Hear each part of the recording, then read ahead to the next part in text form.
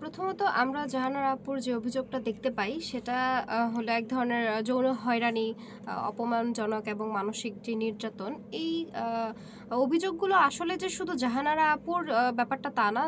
আমাদের মতো যারা ক্রীড়াঙ্গনে মহিলারা আছি, আমাদের সকলেরই এরকম অভিযোগ কিছু আছে। কিন্তু জাহানারা আপু যেমনটা সাহস করে বলতে পেরেছেন, কারণ জাহানারা আপু একজন পরিচিত মুখ এবং সাহসী মেয়ে, এবং সত্যি বলতে উনি যখন অ্যাকচুয়ালি এই সমস্যাগুলো আরো বেশি ফেস করতেছিল, যতটা আমি শুনেছি যে 2021-এ তিনি লিখিত দিয়েছে, কিন্তু এভাবে সোশ্যাল মিডিয়াতে তখন সে সরাসরি বলেনি, কারণ তখন সে খেলাধুলার সাথে জড়িত ছিল, তার একটা ক্যারিয়ার নষ্ট হয়ে যাওয়ার ভয় ছিল বা ক্যাম্প থেকে বাদ পড়ার ভয় ছিল। এখন যেমন উনি একটা অন্য ট্র্যাকে হাঁটছেন, উনি এখন অস্ট্রেলিয়াতে আছেন, ন্যাশনাল টিমের সাথে তেমনভাবে জড়িত নেই, সেজন্য হয়তোবা সে খুব জোরালোভাবে সাহস নিয়ে তথ্যগুলো সোশ্যাল মিডিয়াতে শেয়ার করেছেন।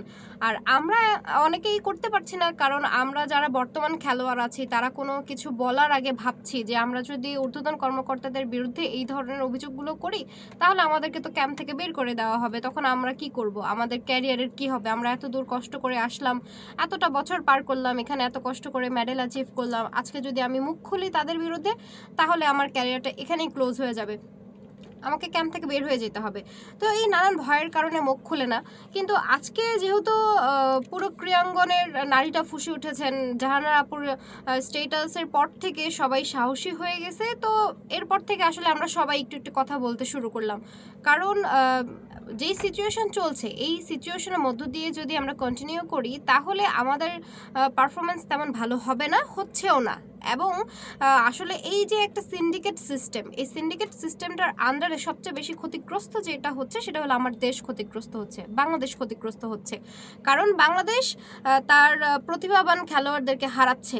এই সিন্ডিকেটের কারণে বিভিন্ন প্রতিভাবান খেলোয়াড় হয়তো ঝরে পড়ছে, নয়তো মুখ বুজে সহ্য করে মানসিক টর্চারে দিন যাপন করছে, যার কারণে পারফরমেন্সও দিতে পারছে না। যেমন আমি আমার জীবন থেকে বলতে পারি যে আমি ইন্টারন্যাশনাল মেডেল মিস করেছি এইসব কারণে। বর্তমানে আমি আমার যেই এক্সাক্ট পারফরমেন্সগুলো আছে পুরোপুরি ভালো দিতে পারছি না, যদিও আমি এখন শুটিংয়ে টপ স্কোরার, টপ গার্ল, মানে ছেলে মেয়ে উভয়ের মধ্যে টপ আছি।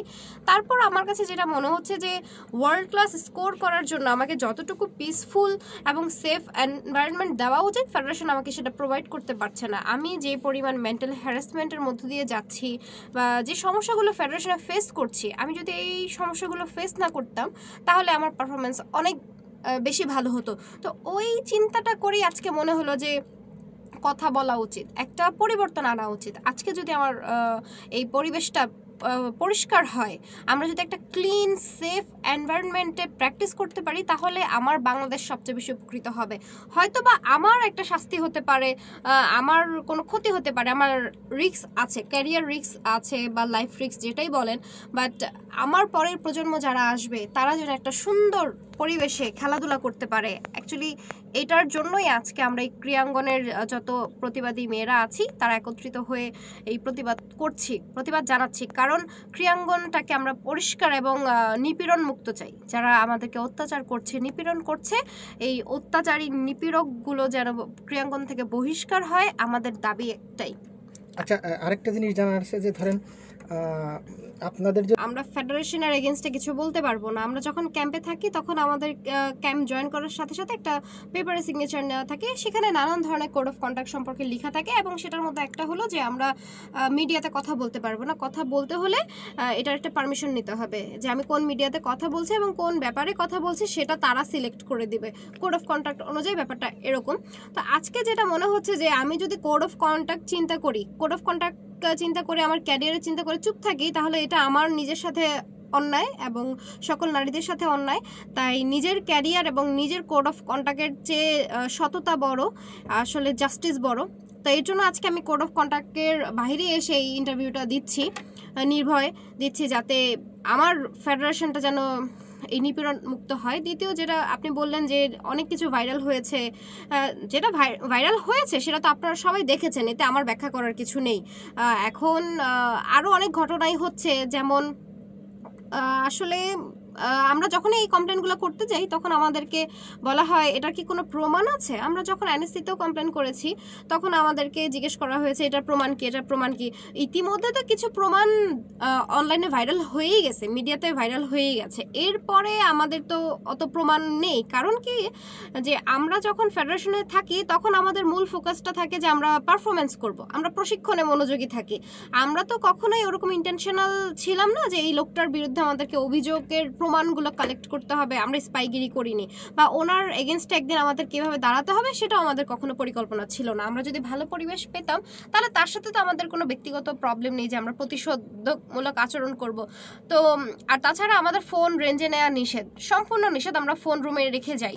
তো যে ঘটনাগুলো ঘটে এবং যে কথাগুলো আসছে এগুলো তো প্রমাণ করা কোনোভাবেই সম্ভব না। তবে হ্যাঁ, তিনি অনেক মেয়েদেরকেই ক্যাম্পে ডেকেছেন, বিশেষ করে ছেলেদের তুলনায় মেয়েদের সুযোগটা বেশি দিয়েছেন এবং মেয়েদের সাথে তার সখ্যতা বেশ আছে। এবং আমাদের যে সিনিয়র শুটাররা, সাবেক শুটাররা আছেন, তারাও এরকম নিজেদের এক্সপেরিয়েন্স শেয়ার করেছেন যে অনেকবার তাদের সাথে অনেক যৌন হয়রানিমূলক আচরণ হয়েছে, কিছু কিছু তো প্রমাণও দেখিয়েছেন। আর বর্তমানে সত্যি কথা বলতে যে যারা ফ্যাসিলিটিস নিচ্ছে তারা এক ধরনের সমঝোতা করেই ফ্যাসিলিটিস নিচ্ছে। এখানে ফেডারেশন হয়ে গেছে এখন দুটো পক্ষ, এক পক্ষ যারা সমঝোতা করে ফ্যাসিলিটিস নিচ্ছে এবং দ্বিতীয় পক্ষ যারা নিপীড়িত হচ্ছে, যারা সোচ্চার আমার মতো যারা প্রতিবাদ করছে বা কোনো কিছুতে সমঝোতা করছে না, তারা বিভিন্নভাবে নিপীড়নের শিকার হচ্ছে। তো আমি আমার ব্যাপারটা বলি যে আমি এই কমিটি আসার পর থেকে কন্টিনিউয়াসলি মেন্টালি হ্যারাসমেন্টের মধ্যেই আছি এবং আমি এতটা পরিমাণে তাদের টর্চারের কারণে এতটাই অসুস্থ হয়ে গিয়েছিলাম যে আমি রেঞ্জে সেন্সলেস হয়ে পড়ে গেছি। সেন্সলেস হয়ে পড়ে যাওয়ার একদিন আগেই আমি তাদের কাছে খুবই করুণভাবে রিকোয়েস্ট করেছি, লিখিত দিয়েছি যে আমি খুব অসুস্থ, আমার একটু ছুটি দরকার, বাট তারা আমাকে ছুটিটা দেয়নি। তারা বলেছে কোনো বড় ডাক্তার যদি বলে তোমার ছুটি দরকার তাহলে দিব। আমার প্রতিষ্ঠানে আমার শারীরিক অবস্থা খারাপ, আমার ফিজিওথেরাপিস্ট দেখছেন যে আমার শারীরিক অবস্থা খারাপ, কিন্তু তারা আমাকে ছুটি দিচ্ছেন না। এটা এক ধরনের অসৎ আচরণ। তারা ইচ্ছে করে আমাকে একটা ইনজুরির মুখে ঠেলে দিচ্ছেন। এছাড়া তারা আমাকে 4 ঘন্টার মতো একটা অফিসে ডেকে 4 ঘন্টা আমাকে হয়রানি করেছে। আমি ডেটটাও উল্লেখ করে দিয়েছি যে 25শে অক্টোবর বিকেল 4:30 থেকে 8:30টার মধ্যে। তারা একটা প্রতিষ্ঠান কখনোই পারে না তার অ্যাথলেটকে 4 ঘন্টা ডেকে টর্চার করতে। এবং এই টর্চারের যে মূল ছিলেন তিনি ছিলেন জিএম হায়দার। এবং উনি আমার যেহেতু আমি তার সাথে কখনোই কোনো সমঝোতায় যাইনি, সেহেতু আমার স্কোর তাকে কখনোই সন্তুষ্ট করতে পারেনি। সে সব সময় আমাকে বিভিন্নভাবে টার্গেট করতেন এবং বিভিন্ন মিথ্যা অভিযোগ আমার বিরুদ্ধে ক্রিয়েট করে সেটার এগেনস্টে সে আমাকে মেন্টালি টর্চার করতেন। যদিও সে কখনোই এটা, যেহেতু তাদেরই ক্রিয়েট করা অভিযোগ, তাদের কাছে কোনো প্রমাণ ছিল না, তারা আমাকে বের করতে পারেনি, কিন্তু তারা চেয়েছিল যে আমার স্কোরটা যেন অনেক বেশি ডাউন হয়ে যায়। এটার জন্য তারা নানান ধরনের ট্র্যাপও করেছেন। তারপর আবার বলি যে কিছু শুটার আছে যারা সমঝোতা করে তার থেকে সুবিধা নিচ্ছেন।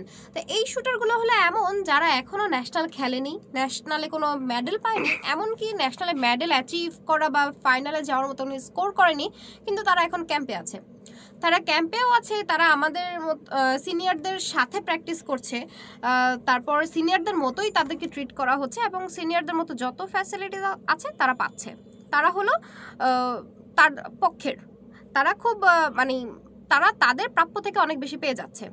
তো আমরা যখন এনএসসিতে কথা বলতে গিয়েছিলাম তখন এনএসসি থেকে সাইফুল ভাই আমাদেরকে যেটা জানালেন সেটা হলো যে আমরা তো আপনাদের কমপ্লেনের ভিত্তিতে কিছুটা তদন্ত করেছি, কিন্তু ভিতর থেকে যা জানতে পারলাম, আমাদের তো লোক আছে ভিতর থেকে 4-5 জন মেয়ে তো তার সম্পর্কে ভালো কথাই বললেন, কোনো প্রবলেম নেই। তো তো তারা নাকি অলরেডি তদন্ত করেছে।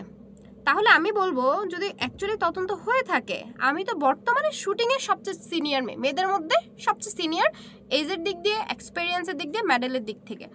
কই আমার সাথে তো কেউ যোগাযোগ করেনি। তাহলে এই তদন্ত কাদেরকে নিয়ে করা হচ্ছে? যারা সুবিধা পাচ্ছে তাদেরকে নিয়েই যদি তদন্ত করা হয় তাহলে এই তদন্তের মানেটা কি? আর একা আমি তো না যে বলছি যে নারী ঘটিত সমস্যাগুলো আছে, নারী ঘটিত সমস্যাগুলো নিয়ে অনেকেই মুখ খুলেছে, তার এগেনস্টে প্রমাণও আছে। তাহলে এই ব্যাপারটা কেন গুরুত্ব দিয়ে দেখা হচ্ছে না? আর যারা নারীদেরকে বিভিন্নভাবে হয়রানি করে, যৌন হয়রানি হোক, মানসিক হয়রানি হোক, বা অসৎ আচরণ, অপমানজনক আচরণ যেটাই হোক, যারা করে তারা কখনোই ক্রীড়াঙ্গনে থাকার যোগ্যতা রাখে না। এরকম সংগঠক আমরা চাই না। আমরা চাই এই নিপীড়কগুলো যেন ক্রীড়াঙ্গন থেকে সর্বদার জন্য বহিষ্কার হয়। এমনকি শুনতে পাচ্ছি যে দ্রুত নির্বাচন করা হবে। তো নির্বাচন করে যদি উনি নির্বাচিত হয়ে আসেন, অ্যাডহক কমিটির আন্ডারে থেকে একজন যুগ্ম সাধারণ সম্পাদক জনাব GM হায়দার সাজ্জাদ আঙ্কেল বলেই ডাকি, তো উনি বিগত এই 4-4.5 মাসে অ্যাডহক কমিটি হয়ে যেই পরিমাণে টর্চার আমাদেরকে করেছেন, শুটিংয়ে যেই পর্যায়ে দাঁড় করিয়েছেন, উনি যদি নির্বাচিত হয়ে আসেন তাহলে যে কি হবে আমরা সেটা কল্পনাও করতে পারছি না। আর আজকে 4 মাসে আমি কখনো সত্যি কথা বলতে কল্পনা করতে পারিনি যে আমার নিজের সেফটি নিয়ে আমাকে মানববন্ধনে এসে দাঁড়াতে হবে এবং সেখানে এসে সেফটির জন্য আমাকে লড়াই করতে হবে। তো এই 4 মাসে এসে উনি মেয়েদেরকে এই রাস্তায় নামিয়েছেন মানববন্ধনের জন্য, তাহলে উনি যদি নির্বাচিত হয়ে আসেন তাহলে আমাদের কি হবে? আমি খুবই শঙ্কায় আছি। এবং চ্যানেল 24-এর একটা টক শোতে উনি বলেছেন, এমার একটা টপিকে উনি বলেছেন যে এমাকে বলেছেন তুমি তো আমাদের কমিটির কাছে অনিরাপদ কারণ তুমি আমাদের এগেনস্টে কথা বলেছো। তাহলে আজকে আমিও তার এগেনস্টে এখানে কথা বলছি, তার মানে আমিও তো অনিরাপদ কালকে থেকে বা আজকে থেকে এখন থেকে আমিও অনিরাপদ। তো যেই ব্যক্তির কাছে আমরা অনিরাপদ সেই ব্যক্তিকে আমরা কেন চাইবো ক্রীড়াঙ্গনে? ক্রীড়াঙ্গনে ভালো সংগঠক আরও অনেক আছে। ব্যাপারটা এমন না যে উনি অনেক বড় একজন সংগঠক, আন্তর্জাতিক কোনো ব্যক্তিত্ব সম্পূর্ণ ব্যক্তি যাকে আমাদের লাগবেই, তাই তাকে যদি সরাতে হয় বিশেষ কোনো প্রমাণের প্রয়োজন, বিশেষ কোনো কারণের প্রয়োজন, এমনটা না। আমাদের আরও অনেক সংগঠক আছে, আমাদের নারী সংগঠক আছে, অনেক গুণী জ্ঞানী অ্যাথলেট আছে যারা অনেক ইন্টারন্যাশনাল মেডেল পেয়েছে। সেই তুলনায় এই কথাটা কেন বললাম যে যেইভাবে তাকে কিছু বড় পর্যায় থেকে তাকে সেভ করার চেষ্টা করা হচ্ছে যে ওনার এগেনস্টে তো আমরা প্রমাণ পাচ্ছি না বা আমরা তদন্ত করেছি উনি ভালো ব্যক্তি, যেইভাবে ওনাকে সেভ করার চেষ্টা করা হচ্ছে তাদের উদ্দেশ্যে আমি বললাম যে উনি একমাত্র সংগঠক না যে উনি ছাড়া এই দেশটা, এই ক্রীড়াঙ্গনটা চলবে না। তাই আমরা এতগুলো মেয়ে যেহেতু তার এগেনস্টে কমপ্লেন করছি, আমরা যেখানে নিজেকে অনিরাপদ মনে করছি, সেহেতু আমি মনে করি আমাদের খেলোয়াড়দেরকে বোন হিসেবে, মেয়ে হিসেবে বা মা হিসেবে, আমরা নারী জাতি, মায়ের জাতি, আমাদের সেফটিটা আগে হিসেব করে এই ব্যক্তিটাকে শুটিং থেকে, শুধু শুটিং না সম্পূর্ণ ক্রীড়াঙ্গন থেকে আজীবনের জন্য বহিষ্কার করা হোক, এমনকি নির্বাচন থেকেও বহিষ্কার করা হোক। কারণ বাংলাদেশের নির্বাচন সর্বদা সুষ্ঠু হয় না। এক একটা কাউন্সিলর অল্প কিছুর বিনিময়েও তাদের মূল্যবান ভোট দিয়ে দেয়। সেহেতু বলবো যাদের উপর আমাদের গার্ডিয়ানশিপ, যাদের উপর আমাদের নিরাপত্তা নির্ভর করে, আমরা যদি তাদের প্রতি ভরসা করতে না পারি, রক্ষক যদি ভক্ষক হয়ে যায়, এমন রক্ষককে আমরা চাই না। এমন ব্যক্তিকে আমি বারবার জোরালোভাবে বলছি, এমন ব্যক্তিকে ক্রীড়াঙ্গন থেকে বহিষ্কার করা হোক। এবং আজকে যে আমি কথা বলছি, যেহেতু তার ভাষ্য মতে তার বিরুদ্ধে গেলে অনিরাপদ, আজকে যে আমি কথা বলছি আমার নিরাপত্তা নিশ্চিত করা হোক।